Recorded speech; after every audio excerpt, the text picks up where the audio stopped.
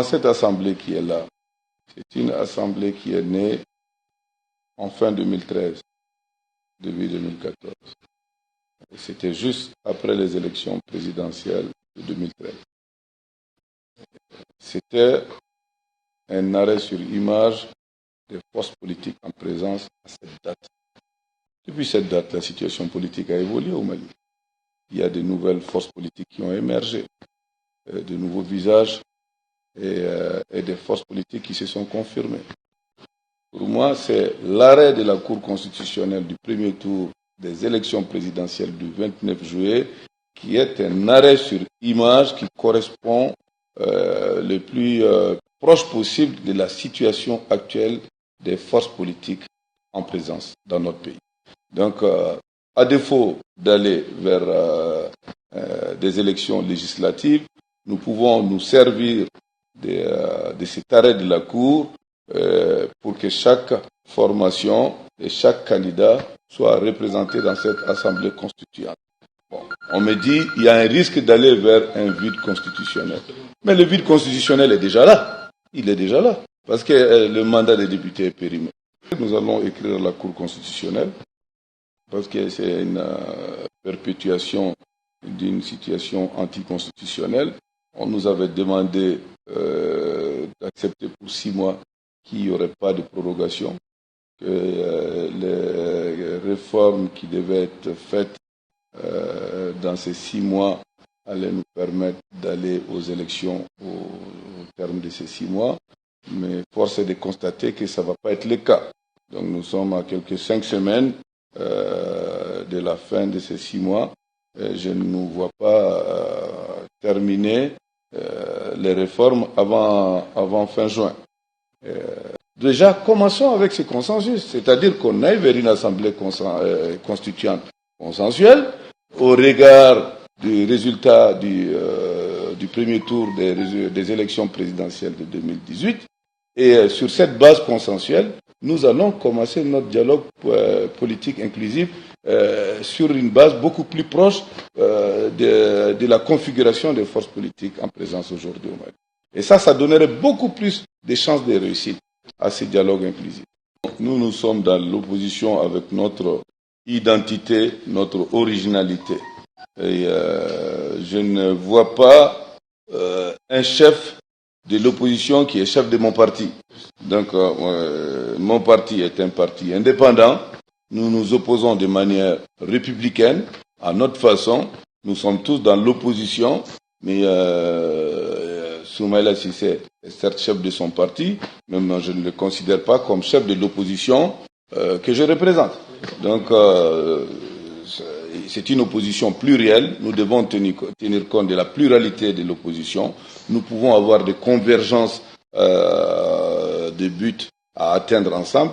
Ça, c'est possible. On peut se mettre ensemble pour atteindre cet objectif. Dans le passé, ça s'est déjà fait sur notre lutte contre la réforme constitutionnelle qui a été avortée. Donc, on a fait des combats politiques ensemble. Mais cela étant, nous avons notre autonomie, nous avons notre originalité, nous avons notre particularité. Nous sommes dans l'opposition, une opposition républicaine que nous comptons incarner à notre façon. En tout cas, au Mali, il y a une nécessité d'aller vers un renouvellement de la classe politique. Le fait que les gens ne votent plus, le fait que les taux de participation sont de plus en plus bas, ça veut dire que vraiment les gens ne s'intéressent plus à la chose politique parce qu'elle est incarnée par des acteurs politiques auxquels ils n'ont plus confiance. Donc il y a une nécessité d'aller vers l'exogène, comme j'aime le dire souvent. Bon, moi, je dis que la situation sécuritaire s'est dégradée parce qu'il y a de plus en plus de morts innocents, maliens et étrangers. Même nos militaires se font attaquer dans leur camp militaire. Les forces étrangères amies aussi qui viennent nous aider ont aussi subi de lourdes pertes. Donc il est temps de revoir notre schéma pour arriver à la paix. Parce qu'on n'arrive pas à réduire le nombre de morts innocents et une paix est censée réduire de manière drastique le nombre de morts innocents et puis d'arriver à sorte même qu'il y ait 0 mort.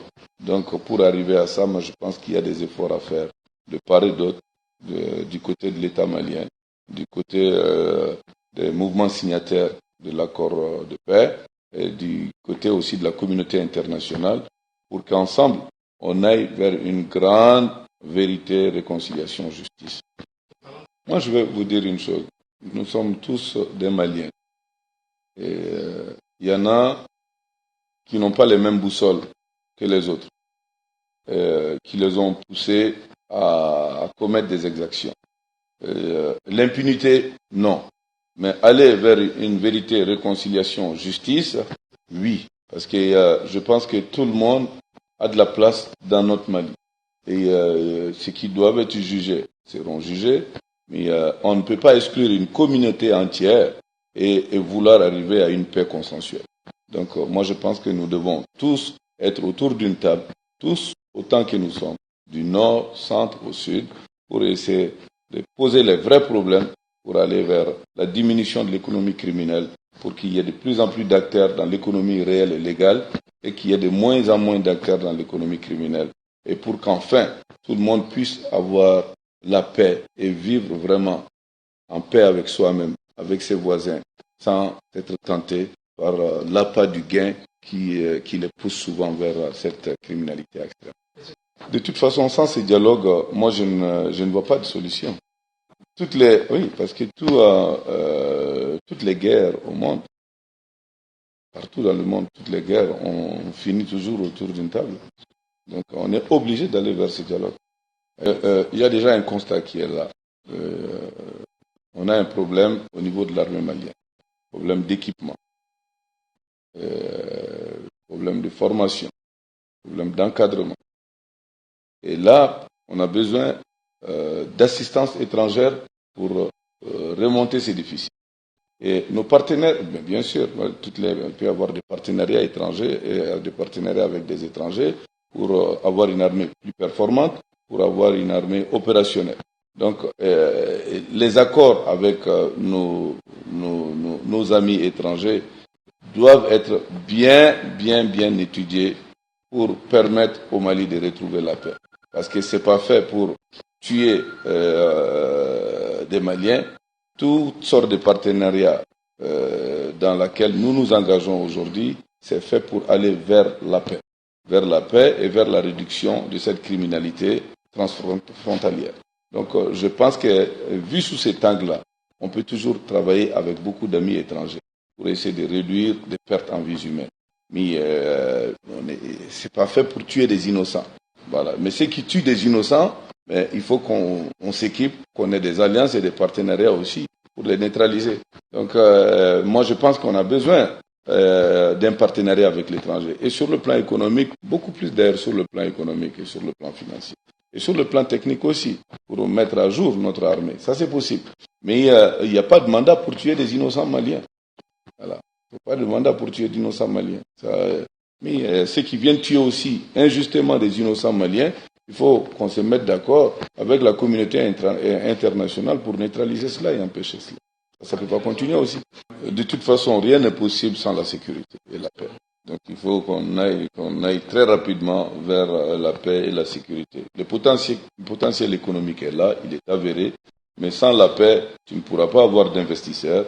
Même les investisseurs nationaux vont vouloir se délocaliser pour aller à l'extérieur et ce n'est plus les investisseurs étrangers qui viendront quand même les investisseurs nationaux prennent la fuite. Donc là, il faut qu'on aille vers un climat apaisé, qu'on aille vers la paix, vers la sécurité. Et après, le potentiel avéré que nous avons, nous pourrons le mettre en valeur. Bon, on continue toujours le couloir humanitaire, mais maintenant il y a tellement de déplacés à Bamako même. Donc nous faisons la distribution du vivre à tous ces déplacés du centre et du nord qui se trouvent à Bamako.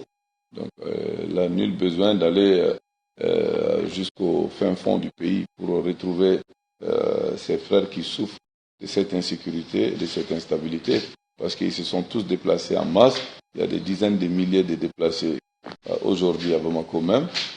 Et donc nous faisons régulièrement des distributions de vivres à ces déplacés qui en ont tant besoin.